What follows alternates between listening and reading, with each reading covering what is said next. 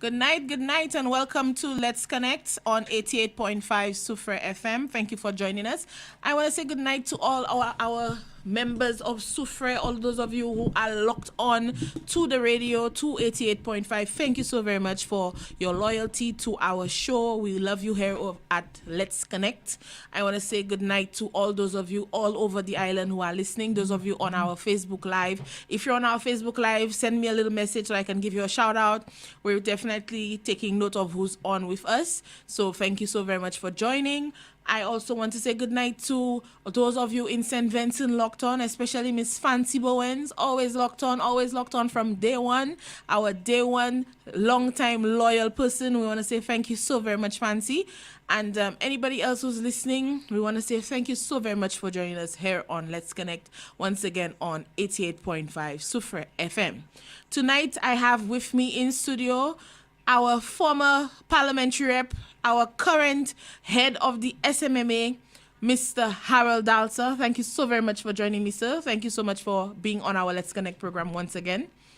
Okay, good night, Reniada. Thanks for having me here tonight. Good night to listeners. Good night to viewers. It's a pleasure to be here to discuss an institution that is of great significance to Sufre in every respect, and to really apprise the people of this community and elsewhere of the importance of what we are doing and where do we intend to go with the SMMA. Awesome. I do hope that all those of you who are listening, you are ready to hear what exactly the SMMA is, why is it so important, and what we can do as a people, what we can do as a community to assist the SMMA in its proper runnings. So tonight we have the perfect person in house who's going to give us all the really real specific details of what it is the SMMA is about and what we need to know about the SMMA. So for those of you who do not know, SMMA stands for Sufre Marine Management Area, and it is extremely important. And usually when something is extremely important, it is given an abbreviation. So that's just one indication right there that how important it of an agency that it is. So tonight, Mr. Dalson is going to break it down for us. He's going to explain to us what the SMMA is and why it is important, and then he's going to give us some of the issues surrounding the SMMA currently in Sufre and things we can look forward to as well coming up with that institution. So, like I said, first off, let us begin with a little bit of knowledge. What exactly is the SMMA? Well, the SMMA started way back in 1995 during the time of, many of you would remember Kai Wolf and remember Mr. Percival MacDonald. It started as a small institution, as a small grouping, and which involved a number of stakeholders in marine life in St. Lucia, Dive Association, Fishermen's Cooperatives, Ministry of Department of Fisheries, and some hoteliers. And then it developed and became a legal institution after it was registered as a not-for-profit organization. The Fisheries Act also makes provision for the creation of an entity to manage operations and whatever goes on in the marine protected designated areas in St. Lucia. And so the SMMA was formed with that objective, to manage the areas that were declared under protection, the areas that the Department of Fisheries and the government deemed to be of high significance to St. Lucia, and therefore that the entity was created for that purpose. Over the years, the SMMA has tried with different boards, with different chairpersons, to manage it in a very sustainable way and manage it to benefit every St. Lucian. The objectives include ensuring that the coral that we have in the marine area, that the coral is well protected, and that fisheries, livestock, fisheries, the fishing sector is not in any way marginalized or dislocated by creating special areas within the SMMA for them to have the priority to fish. There are areas within the SMMA that are designated primarily for yachting activities. There are areas for recreational activities, and we have what we really manage would be the marine designated areas, and so that is what we do. Every country in the world with a shoreline would have a marine protected area. That is the significance of it. So you go to Dominica, you get the Dominican Marine Protection Organized MPA. You go to St. Vincent, you go to the Grenadines, you go to Trinidad, you go to Belize, you go almost anywhere where there is a shoreline, you are going to get that kind of a designation being made just to ensure that your marine resources are properly managed. So essentially that is what we do, among many other things. All right. Great background information to have.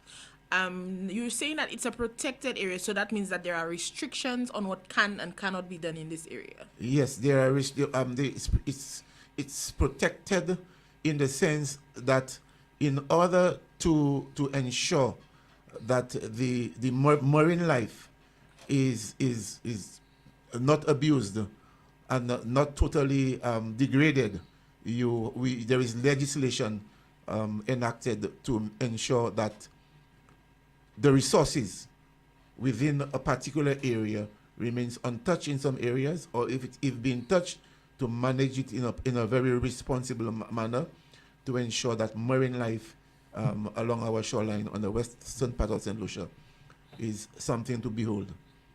Okay, so that means that there are times that persons cannot fish, or locations where they cannot fish, or methods of fishing that they cannot use? All of that. It's not only times when they cannot fish, there are areas where you just cannot go and fish because of the sensitivity of the area. One has to understand that your fish stock is actually developing from coral. That's where they breed, that's where they pond, that's where they breed, that's where the juvenile fish begins to grow, and then it goes out, and then the fishermen can catch it. So there are areas that you are restricted from doing any fishing. You are restricted from doing snorkeling. You are restricted from doing spear fishing. You are restricted from doing almost anything apart from just allowing the coral to grow unperturbed, undisturbed. Then there are areas where the fishermen, nobody can do absolutely nothing in that area to dislocate the fishermen. And that is why at a recent meeting we had with the proposed development for the Soufrière, when the gentleman made the proposal about the new jetty, it was quickly brought up that the areas that they were targeting are protect fishing priority areas, and as such, the development has to refocus, because you cannot dislocate the fishermen, because that is their area. No activity, yachts, divers, nobody. This is their area. Now, if you pass by the Soufrière waterfront, directly opposite Bank of St. Lucia, you will see there's a canoe, one of these old-time canoe, the wooden canoe, always there, with a seine inside, a net inside. There is one. A little lower down at the end of the small jet, there is also one. These are fishing priority areas. By the Hummingbird, these are fishing. Fishermen have priority. If a yacht decides to come there, or one of the guys with the boat decides to come there, and the fishermen want to fish, you have to move out and give them space. Okay. That is their space. Designated for them, and if you don't, you can also be charged and pay fines up to $10,000 if you don't respect the regulations governing the demarcation of the entire bay. The SMMA is about 11 kilometers along the west coast. It starts all the way from Pointe Blanche, I believe is the name of the place, to Ansiboin. But then it has been there is also the Canneries Management Marine Management Authority, CAMA, which will take you all the way up to Roseau. The intention is to just have one management authority for the entire west coast, from Roseau all the way down to Ansivoin, so that the same activities are conducted, and it will be a lot more cost effective if you have one entity than you have two separate offices or two separate sets of rangers. If you have one office, one set of rangers, we expand the number of rangers that you have to manage the entire coastline. Okay. Considering that I am learning a lot of this for the first time, I am assuming that there are other persons who are learning this for the first time as well, that there are specially designated areas. Is there some way that, or is there some method that there is to educate the public as to what areas are or how the areas are marked off, or because I would assume that I could have just walked into any part of the sea and fish. That's the assumption I would have had. Now that I no longer have that assumption, how would I know as a regular person where can I go, or do I have to wait for a patrol to come and tell me I have to move from there? Well, it's a good thing you asked me that question, because since I came on with the SMMA, I wrote a project proposal to an organization called GIZ. It's a German name, I cannot pronounce it.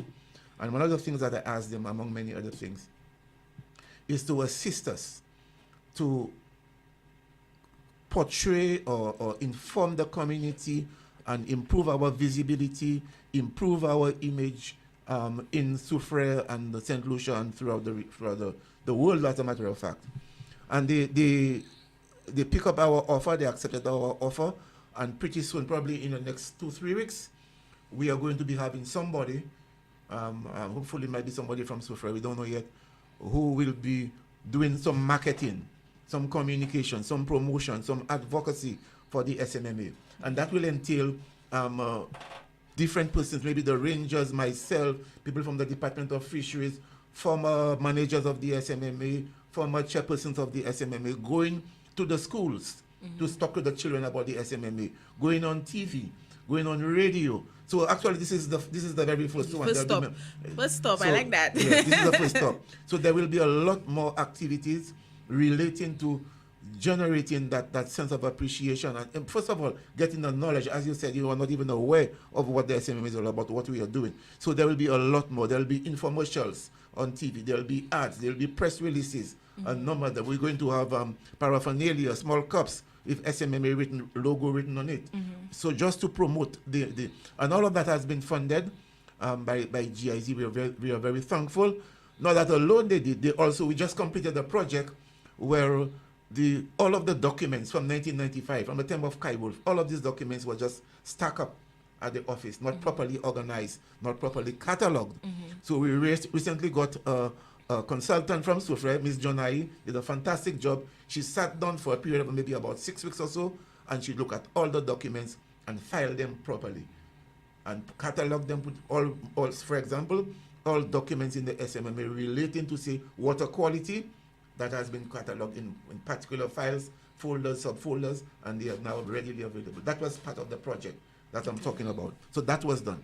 The second component of the project is the marketing, the promotion I just mentioned. The third component of the project is our website, to develop our website.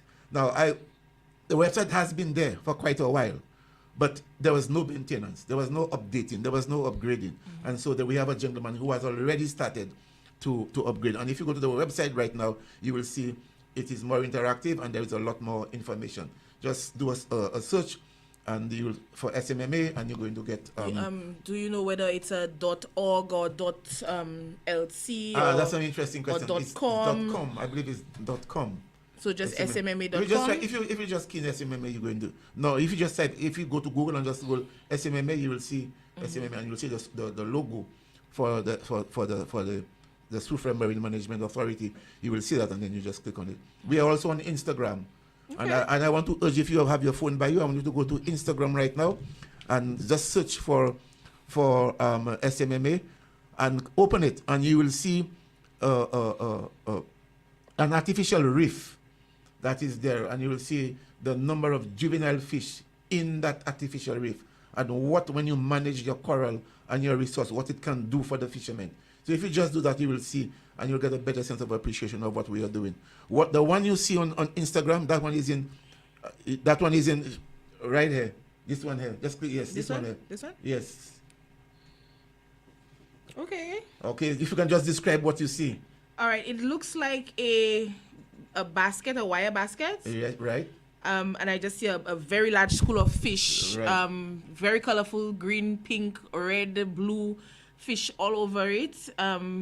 I can't see inside the basket, so I'm not sure what's in there. Okay, I'll tell you what's in there. So that's what we are doing. We have about two of them right now installed in Soufrière. That one is in library, but we are doing that. What this does is it creates the kind of habitat for the fish to spawn, to lay eggs, and for small fish, juvenile fish, so that the fish stock can improve.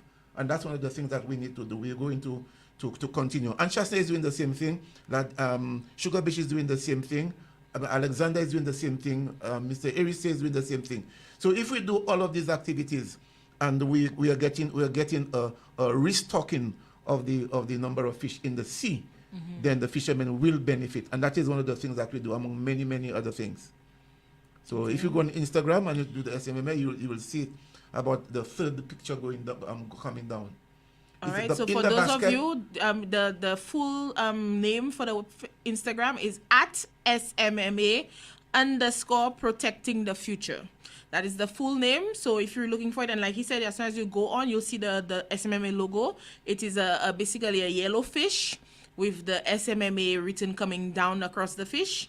So that is the correct page. As soon as you get it, I'm now following you. And I have shared the image of the artificial reef to my stories on Instagram and Facebook as well. So you can use that to follow to get to the page if you are unable to find it. So once again, that's at SMMA _ protecting the future, all stuck together, one name. Okay, so you gotta take a look at that. This is very, very lovely. I'm so happy to see that there's so much information already on the page and more to come. So it's gonna be great. We also have a Facebook account that we are trying to maintain. What's in the basket? This one is wire mesh, kind of wire mesh, but we use PVC also. This the Japanese, the one you saw, that was actually built by the Japanese, but we built ours at the office. The Rangers, Buchan, Gajaki, and all of the other guys, they came together and they built it. I got $1,000 from a gentleman who has a property along the Anshasney Road. He's going to be building something there. So I met him, and like anything else, I like to beg for the community. So I beg. He gave us $1,000, and we are using it to build. No shame when it's for the community. Yeah, for the community. Once it's for the community. And so the guys, and the Japanese, before the guy left the last time, he took a picture after about 6 weeks. And you see, the one you saw the one that you see in the Islam library is almost the same. The difference is that the one in Soufrière had about 15 very young lobsters. Okay. So in that basket, you have a layer of a conch shell. So we buy the conch shell in the library, $5 for one. And then on top of them, you put concrete blocks. And on top of the concrete blocks, you put another layer of conch shell. And then you tie it up in the basket. And the gaps in between, it creates an environment for the fish. It's almost like you've given the fish their own CDC. Their own CDC habitat, complex. Their own complex for them to go and lay their eggs and make young ones. For anybody who has seen the movie Finding Nemo, remember that in the beginning of the movie they started off at the coral reef. That was the home where they had laid all their eggs, and then they ended up with only one, which was named Nemo at the end. So if you pay attention to the concept, that the coral reef, like Mr. Dalson is saying, is where they hatch their young. That is where you get new fish coming from. So there is a very strong importance for the coral reef. So when we don't have them and when we create these artificial versions, they're important as well. So you need to take note, especially those of you who like to go diving, so that you can pay attention to these areas that you need to be careful with, that you don't go, next thing you end up harvesting some baby lobsters, baby fish that you should not be getting out of there. And that is one of the problems we are having right now. Because they see that's the number of juvenile fish in that one area, it attracts all kinds of because activities. Even from the photo, it looks so pretty. Like if I was underwater, I would want to go there just to take pictures or something. But then that's something that's not you should not do. No, there must be a pristine. What the problem we are having? A lot of the young boys are now using spear guns to go and spear gun fishing. And let me say this: spear gun fishing is illegal in this country. In order for you to go in the water with a spear gun to shoot fish, you need to have a license, and the license is issued by, I think, the chief fisheries officer. I was not aware of that. So some of the guys, we caught some of them the other day. The rangers got them, confiscated the gear and the fish that they had already shot. They went by the guy's home and they threatened to kill them, and not even knowing that because this is so attractive and you have so many of them, they go there and they must come back with something. And you see them walking up the road with this tiny little fish, juvenile, very small, young fish. They have not reproduced. So the life And cycle, they don't understand the danger and of they what don't they're understand doing. what the danger of what they Right. are doing. Also, you have fishermen who will want to go and cast their nets right in that area. Because they'll see such a large school of fish, So many they'll just of cast them, the net and try and gather as much as everything. possible. Whereas Yeah. you see how small they are. They will get bigger, and when they get bigger, then They'll move off. they'll move off, and then the fishermen can right. get them. That is the whole idea behind the whole thing, especially lobsters and so on. So that's one of the things, one of the projects that we are doing. The other project that we are doing is to help with our accounting at the office, because I always believe that every organization must have a proper accounting system in place, and an accounting system that will help you to produce audited statements, so you can account to the ministry, who is the overall supervisor, and you can account back to the public and account back to the community, back to the government, because you are managing a national asset, a government asset, a people's asset. So I think people need to understand, when we say we have an asset, the importance of that. The pitons are an asset. Exactly. Our beaches are an asset. Even our people as a resource are an asset. And we need to treat them as such. We need to see the importance in these things. Because when we don't have them anymore, what do we have? Let's take Anshase, for example. Anshase might be one of the most successful hotels in the island, because they have an almost an 80% occupancy year round. Why? Because of the snorkeling, diving department that they have. That is how they mainly market the place. So the marine life, your marine resource, what you have under the water, is equally beautiful, or in some cases even more beautiful than what you have on land. And so we have to cherish and nourish what is under the water. And it can happen all by itself. And that is what the SMMA is trying to do. Manage the marine resource. And as I said, it's not only Soufrière or not only St. Lucia. Everywhere. I went to Dominica not too long ago, and we saw the marine, what we call an MPA, a marine protected area in Dominica. And the same principles, the same policies, the very same operations we conduct, that is what they do. They do out there. And the intention is the same. Over time, this becomes an attraction. It diversifies the tourism product. So here is one additional beautiful thing you can come and see in St. Lucia, our marine resource, the coral. You have a nice coral garden. There was that sounds yes, lovely. there was a very nice one by the Piton, close to Sugar Beach. But with rising temperature, with global warming, climate change, they've got bleached out. So when they get bleached out, then we have to go and take small coral pieces of coral, tie them to some contraption, and allow it to grow and rejuvenate and create the kind of a garden that is going to be so attractive, and visitors will want to come and pay the money to visit.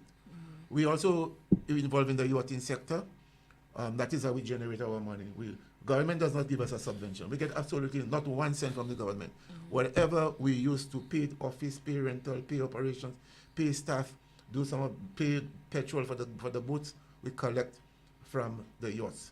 We have about 34 moorings along the shoreline, and there is a fine charge for each mooring if a yacht or any vessel that is tied to it. That's how. The other way we make money, every visitor who comes in, one of the day boats, each visitor has to pay $1. And it is difficult for us to collect $1 from the operator. $1. $1, that barely from seems 1995, like anything. That barely seems like that needs to be increased. From inception of the SMMA, it has been $1. And then they were not paid because the argument was there was no legal authority for us to collect the money.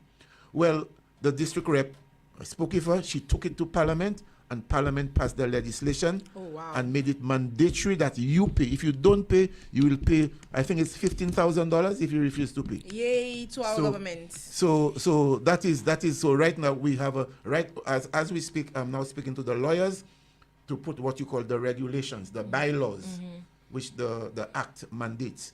So once these bylaws are in place, we can begin to take people to court and charge people and send lawyers letter, please pay your debt. Because you wouldn't be surprised. When I came in the SMMA, there were people owing in excess of $50,000, $60,000. I've heard you say that before. They owing a lot, and they refuse to pay. Yeah. And now that we've the legislation there's in a law.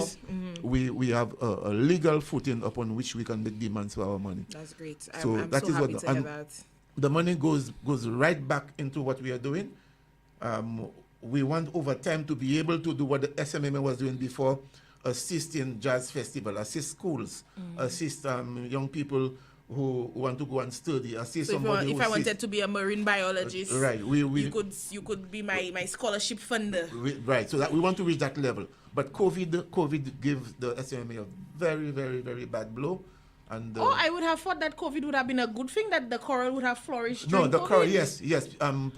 Many divers told me that during COVID, Yeah, because they there's saw no human blossoming interaction of the coral in some areas. But in terms of the generation of income, right. that was not there. So we were not generating income, and the boats had to run, the guys had to get paid, and like every other business throughout the world, they were negatively impacted, and we are just recovering from that.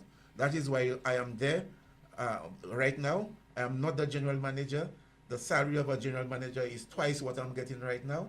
So I'm just going out there, helping out, put it back on the footing where we're financially viable, and then we can advertise the job and get a general manager to do the work. Okay, all So right. that's what I'm trying to do. Okay. So the people who are out there saying, when come I got drunk, I went this long. I am doing this next to nothing. Nobody. Our people, sometimes they just don't understand that sometimes we do what we do for the benefit of you, not for the benefit of money.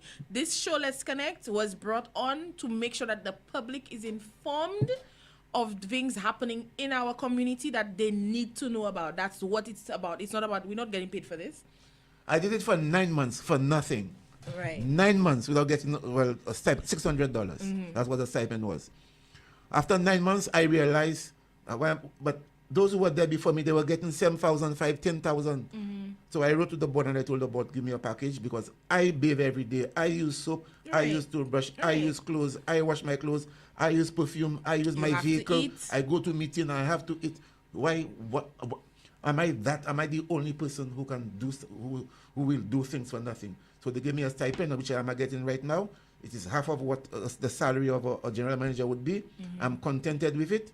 I go there in the morning, I leave about 1, 2 o'clock in the afternoon, 1 o'clock thereabout, and I do all of the work and trying to restore the image of the SMMA and make it come back to its glory days. And we are going to get there. We are going to get there. I think you've definitely made a great start, especially with the funding from the German agency. Oh yes, we got about $90-something thousand for all the projects I mentioned. Wow. Yes, we got those monies, and the thing is that people believe that we have the money, yes, but for the Germans, 90,000 goes like that. To pay to get the money, the documentation that you have to produce, the accountability you have to produce, for them to approve.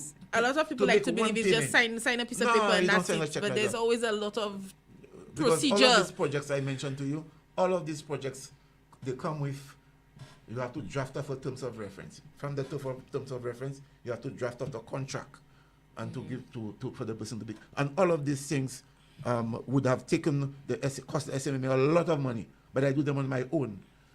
Just to help out the situation with what we want to achieve.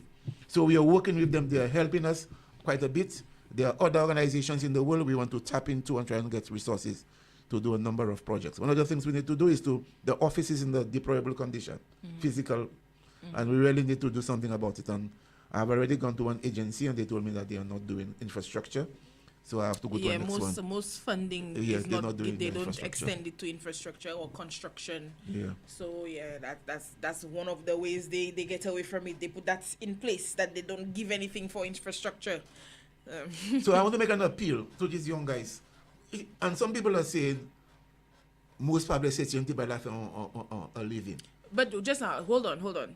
Why are we expecting young children who should be in school to be out earning a living?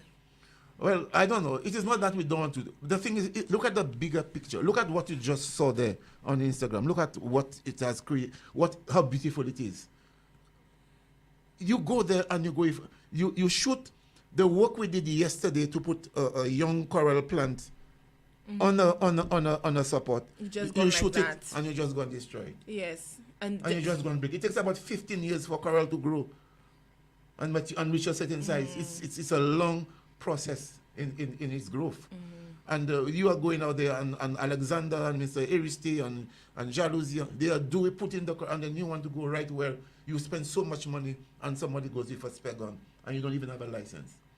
The other problem we have is with respect to moorings. We are observing that everybody who wants to put a mooring, if you don't know what's a mooring, the mooring is the white ball you see on top of the water. The buoy. And the buoy, right? And the boats tied to it.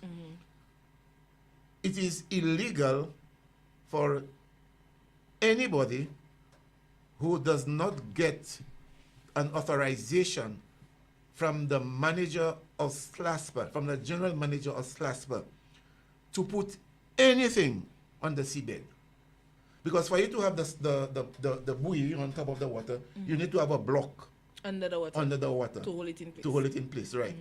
Anytime you go and you put your own block under the water, you're acting illegally. We as the SMMA, we manage it. We need moorings for us to make our money. When we have to put blocks, we have to get permission from SLASPA. Because what is happening is that everybody wants to install their own moorings, and when the yachts come, the yachts don't come to our moorings. They go to their moorings, and then they charge. Oh my goodness. Isn't that piracy? I don't know how to call it, but no, that's piracy. That has to be in the law somewhere. That's piracy. This is. I'm saying this thing not to disparage anybody, but to make the point that if we are living in a country of laws, we have to live by the law. If we don't do the right things, how can we expect the youth to do the right things? We have to be the example. We have to set the example. There is a way to do everything, and if you don't go and do it by the way, you're against the law. That is a crime. The other thing I want to talk about, I don't know how much time we have left. No, we have about 25 minutes. Okay. So we have some time. So go ahead. The other thing I want to talk about, which we witnessed a couple of months ago, just around Christmas time, early January, a total disappearance of yachts in Soufrière. Why? Because some irresponsible people, whether they're from Soufrière or from Vieux-Fort or from Dennery, wherever, breaking into the yachts. And we got international negative publicity. Oh, wow. Do not go to Soufrière in St. Lucia. Oh, on wow. BBC, on the news. Oh, no. And the young boys who are in the Water Taxi Association in Soufrière, these guys could not make a living. And I have to really thank them because they helped us a lot in surveillance and preventing. I feel like they are going to be the ones who are going to lead the charge for change when it comes to this yachting sector. Because I said it to somebody recently. Somebody made a comment to me that if the global ports holding work is going to go into Barron Drive people are going to scare the tourists already. I said that's not true. That's not true. The boat boys are all in Barron Drive and they depend on tourism to make their living. So they are going to make it their responsibility to make sure that the tourists feel safe to come into the area. I said that to somebody. The fact that right now there is what you call a lull, you're not seeing the break-ins happening again. I believe when the police made some arrests, and that acted as a deterrent as to whether they had evidence to charge. I don't think they charged, but the mere fact that they made an arrest, that was good enough. It serves as a deterrent. But the boat boys did make a contribution because it's their bread. Yes. It's their survival. And they understand that. They have the innate understanding of what it is that they're doing. So they would not be the ones guilty of this. Some people are saying, no, I refuse to believe that. I refuse to believe that. And I would never condone that kind of thinking. They are not the ones. They definitely are not. And we were trying to get some additional rangers to do the surveillance, particularly in the night. We went as far as doing the interviews, but the police who interviewed them felt that the people who were interviewed were not of the quality that they were looking for. Because what the police are looking for, they want people not just to come and work for 3 months into doing night surveillance for the yachts, but they want people, when they train them, that these people can become, how you call them? Constables, like reserve police. Like what? Because I was actually going to ask you if there is a way to do a volunteer. I know sometimes in certain places you have volunteer firemen that get trained, and then in case of a large fire where the fire service cannot come in, they come in and help. Is there a way for us to have a volunteer marine patrol? Well, where if they need help, they can call on you? The Soufrière Yachts Services Association they did it voluntarily. I know some of the guys who actually who were underwater and they were really working with us. But the thing is that it's a job. I mean, to go out there in the night is dangerous. You need a firearm, so you have to pay somebody for firearm to go along with you. It might be raining. You need to have your special attire, your raincoats and so on. It's cold out there. You have to leave your bed and go maybe from 7 to midnight to 2 o'clock. So the guys who we identified, the police felt that they would not be able to graduate into a constable. How do you call it? There's a term they used for them a while ago. It's constable, right? It's a constable. That's what they are. And so they did not approve of them. And so I know the DR is working on a different batch. Okay. And they were waiting for the budget to pass and finish so that they could interview these people again and put them underwater. We were prepared. The SMMA would have given them the boat. We would provide our own captain. We would put the petrol, and we would pay for an armed officer with them for a double shift so that they can be on. Because if we don't do that, we are going to destroy the industry. That's right. I agree with you. Let me say once again to those of you who joined us late, welcome to Let's Connect on 88.5 Soufriere FM. Tonight my guest is Mr. Harold Dalson from the SMMA, the Soufriere Marine Management Authority. I want to say good night to Miss Emmanuel watching all the way from Brooklyn. Thank you for joining us. And good night to you, Miss Anne-Marie Sampson. Thank you for joining us as well. We have a question from an organization called Universal Kindness asking if there is a way to make donations to the SMMA. Yes, there is a way to make donations to the SMMA. If you, I can give you a contact, 459-5500, 758-459-550, or just email smma.inc.com. I think there needs to be an @ somewhere in there. There will be a contact. If you go to our website, you will see our telephone numbers, our email addresses, and so on, so you can contact us. Yes, Okay. it is. If not, you can call the Department of Fisheries in St. Lucia, and they can give you our details. Okay. We would really love to work with international organizations. Call out the number for me again. Let me put it in the chat. 758-459. 758-459 5500. 5500. Yeah. That's the direct line. Okay. All right. Or you could put my numbers in case they want WhatsApp me, 758-716-5575. 5575. Yeah, Okay. 716, yeah. So you can contact me. Okay, so Universal Kindness, that information is in the chat. Okay? I'm already thanking you because we really need the money. Because we appreciate your assistance. Because the baskets that you see, the artificial reef you see there, that is what we want. The program. We want a program so that all around Bat Cave and La Tibolo and all of it to have these all over the place so that we can bring back the fish stock in the marine area. So we will gladly accept your contribution. So these are 3 areas. The spearfishing, I'm begging to these young guys, please, you cannot go and spearfish without a license. Those of you putting the blocks on the seabed, please, you cannot do it just like that. Those of you who are going out there and you are going to break in the yachts, you are not doing it for any good. You're not doing yourself any good. Yachts people spend more money than cruise ship people. They spend more money in the community than the people at the hotel. I found that so surprising when I learned that. I learned that a few years back from when I went to the Rodney Bay Marina for my birthday. I think my 27th birthday it was. So it was quite a few years back. And I ran into some individual, and when I started hearing the figures, these $2 million yachts and the amount of groceries they buy on a daily basis and the amount of economic advantage we get from these yachts, it's amazing. A yacht person comes to Soufriere, the first thing they pay the SMMA for the moorings they tie on. Then they have to get on shore. They may pay the water taxi guys to take them to the on shore. When they go on shore, they go to the supermarkets, they buy things. They go buy lifestyle, they buy a little gift when they're going back because lifestyle stays open mainly for them. They go for dinner.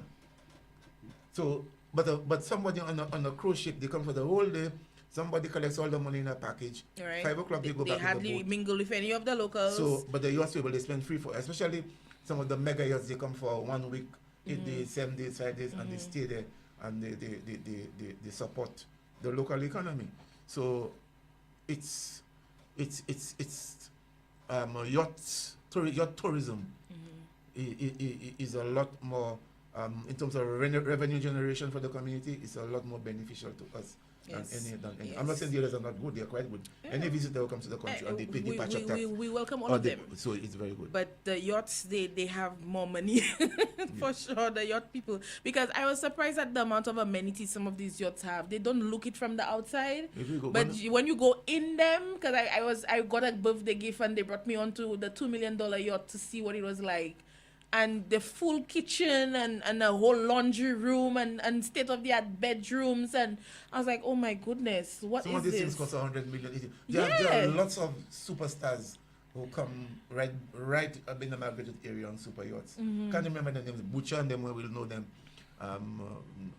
The corporate CEOs.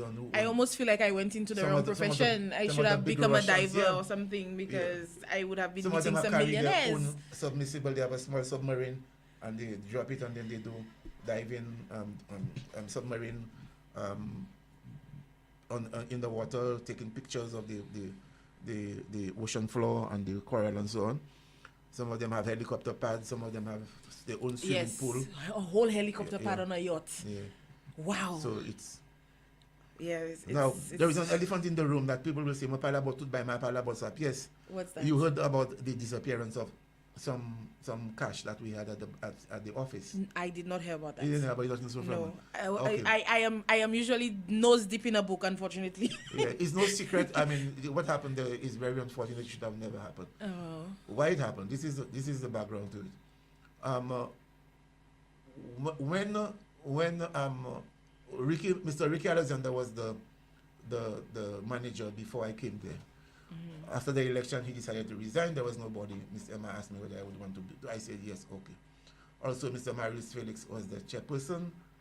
I don't know what the circumstances, whether he had already resigned or what. But we know he has an illness now. Yeah, right. But at the time, maybe who knows what was going on. However, the SMMA, all of its monies was going straight. All the monies were going straight to the bank.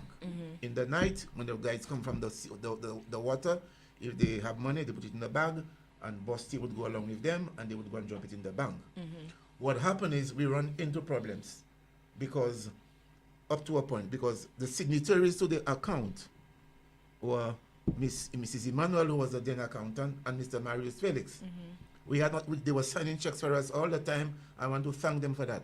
But then, unfortunately, Mr. Felix fell sick, right? Now, if the man is sick, you cannot take a whole batch of checks to the man and tell him sign checks for you. It's a tasking, tasking on you, tasking. Also, but all the money continued to go to the bank, which means that we have money at the bank, not a lot of money. We are collecting 200 US, 100 US a day. The money is at the bank, but we cannot pay anything apart from our staff, which is a direct transfer.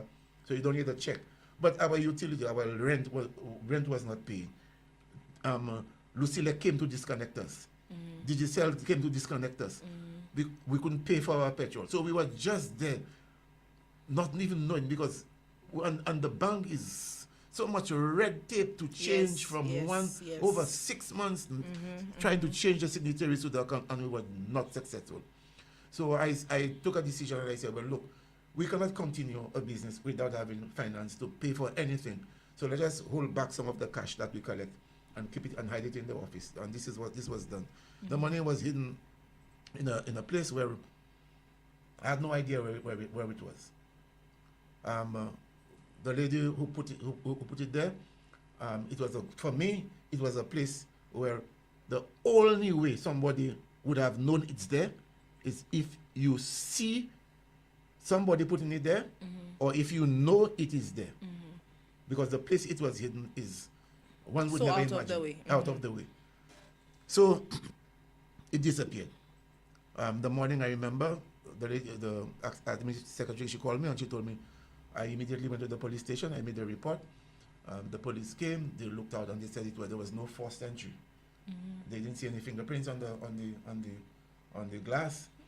However, the police never came with forensic They didn't come with device tools to check for to fingerprints. check for anything like that, because I'm certainly sure where the money was, they could have found the fingerprint. So my own assessment is that it's one of us. Yeah, well, it's One of us inside there. Well. One of us inside there. If there was no first entry, the door was If it properly looks like a duck, quacks like a duck. So it has to be one of. And I told the staff, I don't know who, and I don't want to accuse anybody, but it is one of us who took it. One of us inside there. That's the only way the money could have disappeared. It was about 15,000 plus.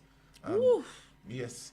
But that's not the first time money was. I'm sorry, I'm somebody that lives with a guilty conscience. I cannot do something and it don't beat me. I will not sleep. And so that made immediately some guys took on Facebook and begin to accuse members of staff, and there are some people they targeting. The people might be innocent. As I said, I don't know who. Sometimes the people targeting others are the ones doing it. You never know. They have a grudge to grind, and they begin to impugn people's I can't believe I character. actually didn't hear about this. I'm shocked. Yeah, it was on Facebook all over the place. The same day it happened. The same day we got to know, a few hours afterwards, somebody from wherever he is, he started posting, making all kinds of allegations and accusations of people. And we need to stop this crap, because I mean the foundation. You heard about what happened. Yes. If you get an opportunity to get a job, you're working for the organization. What's the sense of defraud in the organization? I feel like we have a serious lack of morals in our society. I don't know where they disappeared to. Among workers. It's unfortunate, honestly, quite frankly. I don't know who did it up to now. I don't know who did it. I'm not going to accuse anybody without the evidence. I'm not going to impugn anybody's integrity, apart from to make the general statement. It was taken by one of us inside there, because only one of us inside there would know where it was. And who had access, because there was no first entry. Okay? Because everybody could have monitored where the money was being placed, and in a very subtle way, they would have observed where the lady was putting the money. Anything could have happened. Anything. And let me tell you, there are so many ways now to do things. Let me tell you, you see glasses, you see phone, anything with a reflective surface, you have to be so careful with these things, because there are so many ways now with technology and with angles and recording equipment, and you can there are too many ways if you know what you're doing. What have we done to prevent the reoccurrence of that? We have installed 8 cameras, they are both internally and externally, and it's all of the cameras nowadays, you can follow it on your phone. Yes, you can access it directly on your phone. On your phone, we brought back Bosti to do the night transfer with a firearm to take the money from the office to the bank. And right now we are not keeping any money on premises on the office again, because right now the bank, 2 days after trying for about 8 months, 2 days after they stole the money, the bank is calling to say that they have authorized the new signatories to the account. Wow. 2 days after. Wow, look at that. And we for 8 months, go and do this, go and get I know this. It's a struggle, because I've experienced the struggle with the bank. Up to now, the foundation cannot even get the new signatories approved by the bank. It's a struggle. It's over a year. I mean, it's a lot of red tape on this document there, and get registered, and you need bylaws, and you need audited statements, and you need to register every director, and we are doing all of that, and every one of them came at a cost. And then 2 days after, the money disappeared. If not, that money would not have been there. It would not have been there. It would have followed the same. Money comes in, it goes to the bank, and then we pay by check, and that is the system we had in place at that time. We have improved the systems recently. Well, at the end of the day, you cannot blame anybody but the human being who did it. Yes, at the end of the day, it's the person. If the person does have a conscience, that person was probably born without one, because I don't understand that. It's very unfortunate. I know people will say... I owe a classmate of mine $3 from since 2005, and it's because she's out of the country, she don't get it back yet. Because it's still on my mind that I owe her $3. I'm deliberately bringing it up because people will say, I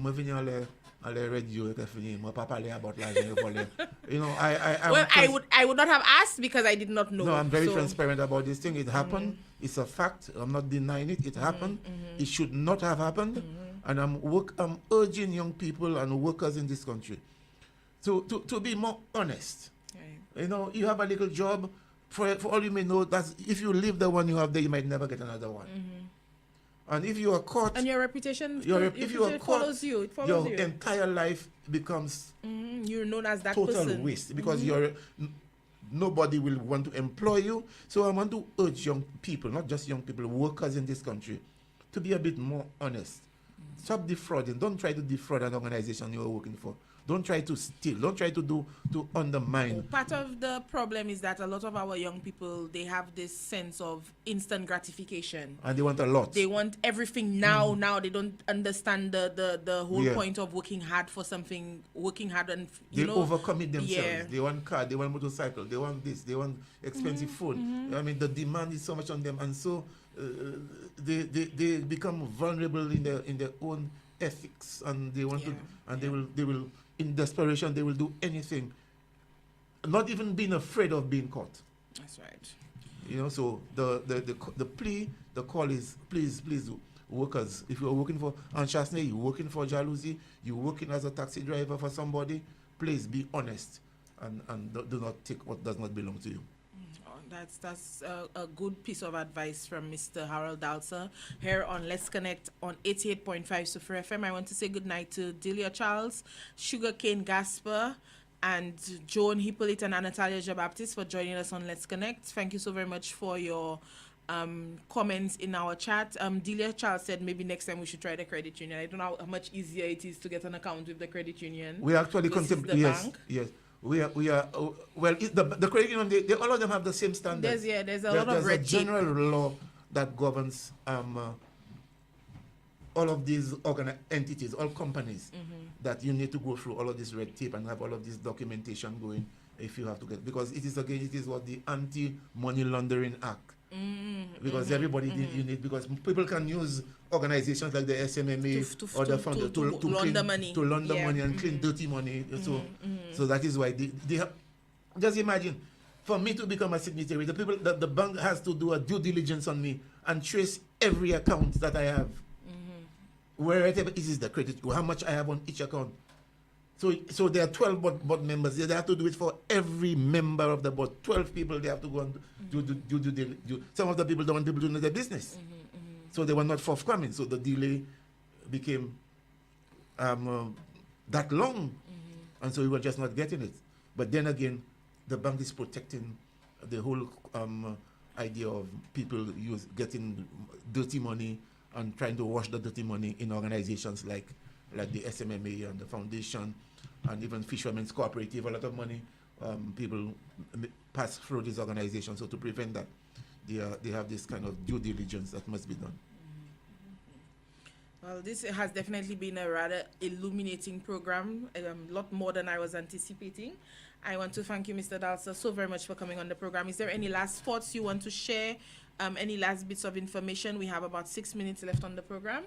So if there's anything in regards to what can the public do? Now that we've learned so much, what would you like for the public to do in terms of assisting the SMMA in running better, in protecting the marine life better? What would you appeal them to do? What I want to say or ask of everyone in Soufriere and everywhere else is to organizations like the SMMA and the Foundation and the Fishermen's Cooperative and the Soufriere Yachting Service organization in Barons Drive. We need to show support to the survival of these organizations. We cannot just stay and condemn and accuse these organizations of wrongdoing without having any bit of evidence. Specific to the SMMA, we want you to help us prevent the practice of guys going out there, 5, 6 of them going out there with spare guns and shooting juvenile fish and destroying what we are trying to do. As I said, there are a number of different groupings. Mr. Ariste, Mr. Alexander, and Chasney, they are in the coral rehabilitation project. And it costs money and time and energy. When you go out there and you do that, you are defeating the purpose. You are destroying the fishermen, because the young fish we want to rejuvenate and get bigger so that they can catch the fish, you are destroying that. So if you see and you suspect somebody is engaged in these kinds of activities, assist us. Let us know. A call. Let us know. We will not tell who call. Also, with the breaking of the yachts, if you know, I mean, there are some parents who condone it.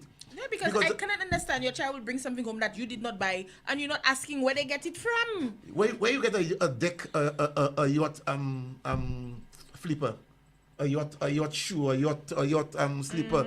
Where you get it? You come in the house. Where you get it from? You know, Parents must take a bit more responsibility. As a matter of fact, some parents are even cursing because we say we're destroying the people. We don't want the people to make a living. You are not the only one alive. Yes. When you go out there and you destroy what we are doing, you're destroying thousands of people from making a dollar. So I want to appeal to the people. I also want to appeal that we are going to have a series of programs coming up there that includes town hall meetings. I want you to come to these town hall meetings and sit down and ask all the questions when the time comes for you to get to know about the SMMA, because what we are trying to do is to create a different image of the SMMA to make it known to more people. So, the office of the SMMA is, the place is not very inviting. As I said, the office, the physical appearance of inside is not very inviting, but it has been there for a number of years. It has served us well.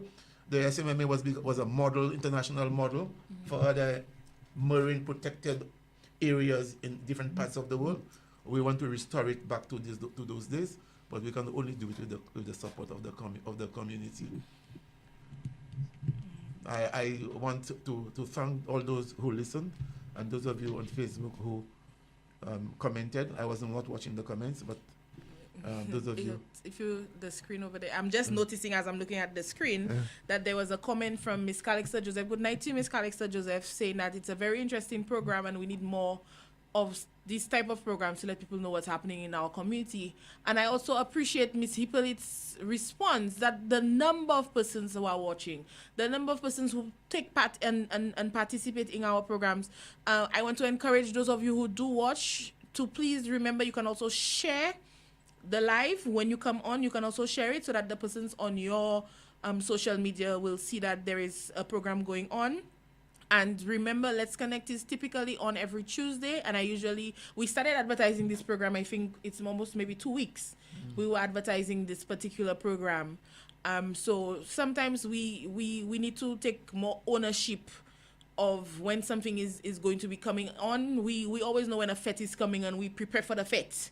But when something of importance, of note, of knowledge is on, we don't bother with ourselves. We don't put it in our calendars. We don't time it. We don't, that sort of thing. When something is important, you make sure it's important to you. Yeah. So that's part of the problem we have in St. Lucia, in Soufrière too, that persons don't pay attention to the things that are important to them until it's too late. So I want to encourage those of you who were on. Thank you so very much. We appreciate you.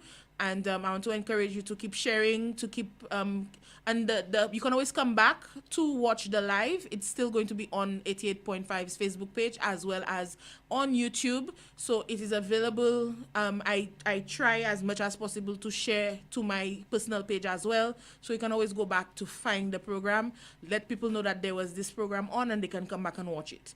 Okay? I want to thank big up the staff, the hard-working staff of the SMMA. I want to thank Bernadette. Bernadette is the one doing the updating of the website, and she's doing a very fantastic job. Cleo, with the accounts, very meticulous with her accounting. Kajaki and Butcher and all of the other guys who are there. And some people do not understand how risky the job that these guys are doing, to go under the water with a tank and anything can go wrong. Yeah, because anything can go wrong. If you come up too fast, there's something that happens to you if you come up too fast, disease, right? I mean, these guys are risking themselves going out there. As you can see in the pictures on Instagram, what they do out there and maintain the moorings, change the chain, change the rope, maintain the rope. That's risky business. So these guys are taking a risk. They're risking their lives. So I want to big them up and tell them that we really appreciate what they are doing. And thank you, Renata, for the invitation. Thank you, Mr. Technician, for definitely our pleasure.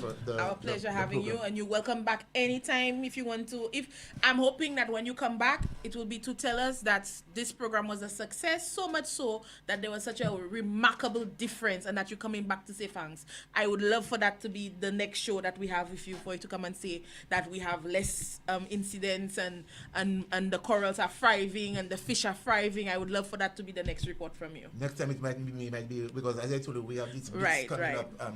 I don't know if they're going to use her, but then it will be a national program. They may be on NBC or HTS, and you're going to see all of these ads coming up on TV about the SMMA. When you see that happening, it is because of an initiative that we are undertaking to market the SMMA as a premier organization managing protected marine area, marine space, and taking care of livestock, fishing stock in this community. I forgot to mention one thing about the lionfish. Oh, I came to you because I saw the Yeah, flyer it's from the lionfish tournament and I yeah. missed it. I wanted to be there Yes. so badly. I just want to know that we had a lionfish competition. What was the aim of the competition with the Japanese? Lionfish has invaded. And It's an lionfish, invasive species, yes. these, I mean, they eat any and everything. They will eat a shark. And they are contributing towards the depletion of the fish stock. For those of you who can go and fish it, I will buy it. I like the lionfish. Bring it for me. We had the please. competition. We had a lot of good prices of 1,500, 1,200. Yeah, and the smallest, the big. You know how I saw the prices. They were so good. Good prices, I but wish I could have gone out and fished. we're going to do it again. That day, we caught, our people brought in 270 other pounds of lionfish up to 12 o'clock. That it tells you the number of because they probably lionfish. reproducing so quickly too. Yes. Yeah. But they are dangerous. delicious. People, if you like buttery, flaky fish, get somebody to show you how to clean the lionfish, get the quills There are out, get guys the cleaning spines out, and start eating lionfish. We prepared please. those we caught. The Japanese were there and they prepared the samples. I bought a few pounds. Very nice. I was in the north. When I got down there, everything was done. I came straight there. We actually gave them away $5 a pound. I was so upset I missed it. I wanted some lionfish. We are going to do it again, and when you do it next time, if you want, you could just come around. Yes, I'm going to be there. You get somebody to clean it for you, and you sample it. Because Sonia Kazabor did it once, I think, in the primary school. She did a demonstration on how to cook it, and then afterwards, Miss Simone Mondesi, God rest her soul, she prepared some for me, and that was when I had it, and I've never turned back. Some people believe the fish, the flesh is poisonous. No, it's not. No. Once you remove the spines, it's fine. And the guys will do that for you, and then it's like ordinary fish. I love it. It's really nice. Good. It's really good. You don't know it's lionfish within it. It's really nice. So buttery. It has a buttery taste. We wanted to develop an appetite for it so that the fishermen might be more excited to go and catch them and help deplete the stock. Yes. Because it's really affecting the fish stock in the marine area. Not only here, it's an invasive species. The whole Caribbean. The whole Caribbean, the whole region. We don't know know where it came down from Miami. We don't know where it came from. I think it's because that's the So there's a lot happening in the marine space that if we're not even focused, we're not even aware that's going on. There's a lot more to talk about. But next time. Thank you very much. My pleasure. Definitely wonderful having you on the program as always. Yeah. So once again, this has been Let's Connect with your host, Reniata Di Soze on 88.5 Super FM and my guest, Mr. Harold Dalson from the SMMA. Until next week, Tuesday, we'll be back at 8 p.m. Until that time, keep it locked. Good.